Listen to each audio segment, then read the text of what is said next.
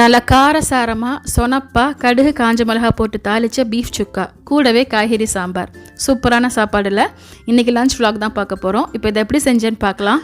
நான் கிச்சனுக்குள்ளே ரொம்ப லேட்டாக தான் போனேன். காலையிலேயே உமா சாம்பாருக்கு தேவையான பருப்பெல்லாம் ஊற போட்டு வச்சுட்டாங்க. இன்றைக்கி கடகடன் வேலையை பார்த்துடலாம். முதல்ல நான் பருப்பை வேக வச்சுக்க போகிறேன். அந்த பருப்புலேயே அதுக்கு தேவையான வெங்காயம் தக்காளி இதெல்லாம் கட் பண்ணி போட்டுக்கிட்டேன். இப்போ இதை அப்படியே குக்கருக்கு மாற்றிட்டு தேவையான தண்ணியும் சேர்த்துட்டு 1 டீஸ்பூன் சீரகம், கொஞ்சமாக மஞ்சள் தூள் இதெல்லாம் போட்டு ஸ்டவ் ஆன் பண்ணி கொதிக்க வச்சுட்டேன். இப்போ ஒரு 4 பல் பூண்டை முழுசாக இடித்து சேர்த்துக்க போகிறேன். இந்த மாதிரி பூண்டு இடித்து போட்டு வேக வைக்கும்போது சாம்பார் நல்லா மணமாக இருக்கும். இப்போ குக்கர் மூடி வெயிட் போட்டுடலாம். இது வேகிறதுக்குள்ளே நம்ம பீஃப் சுக்காக்கு தேவையான வெங்காயம் தக்காளி இதெல்லாம் கட் பண்ணி வச்சுக்க போகிறேன். நான் கிச்சனுக்குள்ளே போனதே லேட்.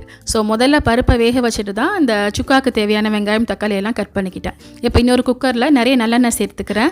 இந்த சுக்கா நல்லெண்ணெயில் பண்ணால் டேஸ்ட் சூப்பராக இருக்கும். ஸோ எண்ணெய் காஞ்ச பிறகு கடுகு, காஞ்ச மிளகா, கருவேப்பிலை இதெல்லாம் போட்டு தாளிச்சிட்டு நம்ம கட் பண்ணி வச்சிருக்க பல்லாரி வெங்காயத்தை சேர்த்துக்கணும். நான் வெங்காயம் கொஞ்சம் நிறைய தான் சேர்த்துருக்கேன். நான் ஒரு 3/4 கிலோ பீஃப் எடுத்துருப்பேன். ஸோ அதுக்கு ஒரு பாதி அளவுக்கு வெங்காயத்தை சேர்த்துக்கணும்.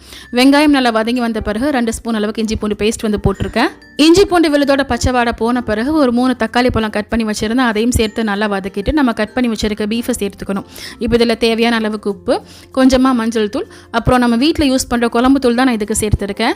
நாம் இந்த மாதிரி சுக்கா எல்லாம் பண்ணும்போது நம்ம இதுக்குன்னு மிளகு, சீரகம், சோம்பெல்லாம் வறுத்து அரைச்சிக்குவோம். பட் நம்ம வீட்டில் யூஸ் பண்ணுற குழம்பு தூளில் எல்லாமே சேர்ந்து தான் இருக்கும். ஸோ அந்த மசாலா போட்டு செஞ்சு பாருங்கள். இதுவே டேஸ்ட் ரொம்ப நல்லாயிருக்கும். நான் யூஸ் பண்ணுற குக்கர் எல்லாமே ப்ரெஸ்டீஜ் பிராண்டில் வரக்கூடிய ஸ்டெயின்லெஸ் ஸ்டீல் தான். சாம்பார் பண்ணுறது 5 லிட்டர் குக்கரு, அப்புறம் சுக்கா பண்ணுறது 3 லிட்டர் குக்கர்.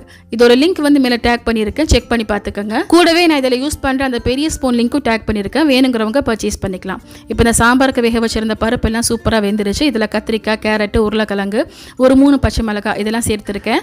அப்புறம் இதோட சேர்த்து புளி கரைச்ச தண்ணி, சாம்பார் தூள், உப்பு இதெல்லாம் சேர்த்து நல்லா கலந்து விட்டு குக்கர் மூடியை மட்டும் போட்டுக்கிட்டேன். விசில் எதுவும் போடலை. ஸ்லோ ஃபயரில் 10 நிமிஷம் வச்சுக்கிட்டேன். இந்த சைடில் பீஃபும் சூப்பராக வெந்துருச்சு. நான் கொஞ்சமாக கெட்டியான தேங்காய் பால் மட்டும் சேர்த்துக்கிட்டேன். இது சேர்க்கிறது ஆப்ஷனல் தான், சேர்க்காட்டியும் பரவாயில்லை. இப்போ சாம்பாருக்கு தாளிச்சிக்கலாம். இன்னொரு பேனில் கொஞ்சமாக நல்லெண்ணெய் சேர்த்துட்டு கடுகு, காஞ்ச மிளகா, கருவேப்பிலை இதெல்லாம் தாளிச்சிட்டு அப்படியே சாம்பாரில் சேர்த்துக்கணும். நான் எப்போவுமே சாம்பாருக்கு தேங்காய் பூ சேர்த்துக்குவேன். தேங்காய் பூ ஃப்ரீசரில் எடுத்து வச்சுருந்தேன். அது அப்போ தான் கூல் விட்டுச்சு. ஸோ கடைசியில் தேங்காய் பூவும் சேர்த்துட்டு ஃபைனலாக மல்லி இலையும் போட்டுக்கிட்டேன். அவ்வளோதான். சுக்காக்கு மல்லி இலை சேர்க்க வேண்டாம், கருவேப்பிலை போட்டால் போதும். இந்த பீஃப் சுக்கா சாப்பாட்டுக்கு நல்லா தான் இருக்கும். பட் இதை விட சப்பாத்தி, பரோட்டா இதுக்கெல்லாம் செம சூப்பராக இருக்கும். நான் இந்த வீடியோ எடுத்த அன்னைக்கு நைட்டு சப்பாத்தி தான் பண்ணியிருந்தேன். ஸோ மிச்சம் இருந்த கறியை நைட்டு சப்பாத்திக்கு வச்சு சாப்பிட்டேன். செம சூப்பராக இருந்துச்சு. நீங்கள் இதே மெத்தடில் மட்டன் சிக்கனில் கூட செஞ்சுக்கலாம். அதுவுமே டேஸ்ட் ரொம்ப நல்லாயிருக்கும். ஸோ இது மாதிரி ரெசிபிஸ் நிறைய தெரிஞ்சுக்கிறதுக்கு நம்ம பேஜை மறக்காமல் ஃபாலோ பண்ணிக்கோங்க. தேங்க்யூ.